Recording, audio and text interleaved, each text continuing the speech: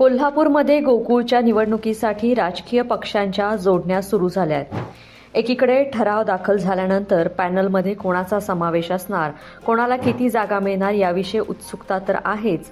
मात्र त्याचबरोबर कोल्हापूर जिल्हा सहकारी दूध उत्पादक संघ अर्थात गोकुळच्या पंचवार्षिक निवडणुकीत काँग्रेस नेते सतेज पाटील विरुद्ध महायुती अशी लढत पाहायला मिळणार आहे. गोकुळच्या निवडणुकीसाठी आता आरोप प्रत्यारोप केले जात आहेत. निवडणुकीसाठी मोठ्या संख्येने ठराव दाखल करण्यात आलेत. ठराव दाखल करण्याच्या अंतिम दिवशी गोकुळचे माजी अध्यक्ष विश्वास पाटील, अरुण डोंगळे, नवीन मुश्रीफ यांनी ठराव दाखल केले. यानंतर माजी अध्यक्ष अरुण डोंगळे यांनी प्रसारमाध्यमांना दिलेली प्रतिक्रिया गोकुळच्या निवडणुकीत नव्या वादाला कारण ठरली. डोंगळे यांच्या एका प्रतिक्रियेमुळे दूध उत्पादक शेतकऱ्यांमध्ये नाराजीही दिसून आली. डोंगळे यांनी गोकुळचा खरा बाप म्हणजेच आबाजी अर्थात माजी अध्यक्ष विश्वास पाटील आहेत असं म्हटलं. डोंगळे यांच्या या वक्तव्यामुळे त्यांच्यावर जोरदार टीका झाली. यानंतर डोंगळे यांनी या वक्तव्याबाबत स्पष्टीकरण दिलं. मात्र अरुण डोंगळे यांच्या स्पष्टीकरणानंतर आता काँग्रेस नेते सतेज पाटील यांनी एका पत्राद्वारे निशाणा साधलाय. काय लिहिलंय या पत्रात पाहूयात. दूध उत्पादक शेतकरी हेच गोकुळचे खरे बाप. गोकुळचे शिल्पकार कैलासवासी आनंदराव पाटील सुयेकर यांनी गोकुळ दूध संघाला प्रगतीपथावर नेलं.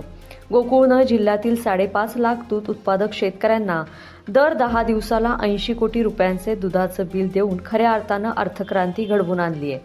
गोकुळच्या गेल्या निवडणुकीमध्ये दुधाला 2 रुपये जादा दर देण्याचा शब्द मी दिलेला. याच पार्श्वभूमीवर गेल्या 5 वर्षात म्हैशीच्या दुधाला 14 रुपये आणि गाईच्या दुधाला 10 रुपये प्रति लिटर दरवाढ देऊन हा शब्द पाळलाय.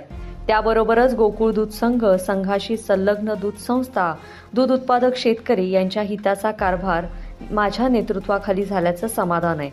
गोकुळच्या प्रगतीमध्ये दूध उत्पादक शेतकरी आणि माता भगिनी यांचा मोठा वाटा आहे. शेतकरी आणि माता भगिनी यांनी पहाटेपासूनच घाम गाळून शेणामुतात हात घालून केलेल्या कष्टामुळेच गोकुळ नावारूपाला आलाय. त्यामुळेच दूध उत्पादक शेतकरी हेच गोकुळचे खरे बाप आहेत. एकीकडे गोकुळचे बाप म्हणून माजी अध्यक्षांचं नाव घेऊन दूध उत्पादक शेतकऱ्यांच्या कष्टाला डावलण्यात आलेलं. माजी अध्यक्ष अरुण डोंगळे यांनी केलेल्या वक्तव्याला सतेज पाटील यांनी एका पत्राद्वारे प्रत्युत्तर दिले.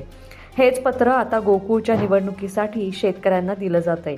आता हे पाहणं महत्त्वाचं आहे की दूध उत्पादक शेतकरी निवडणुकीमध्ये कौल नेमका कोणाला देणार. लोकमत.com साठी कोल्हापूरहून मी दुर्वा दळवी.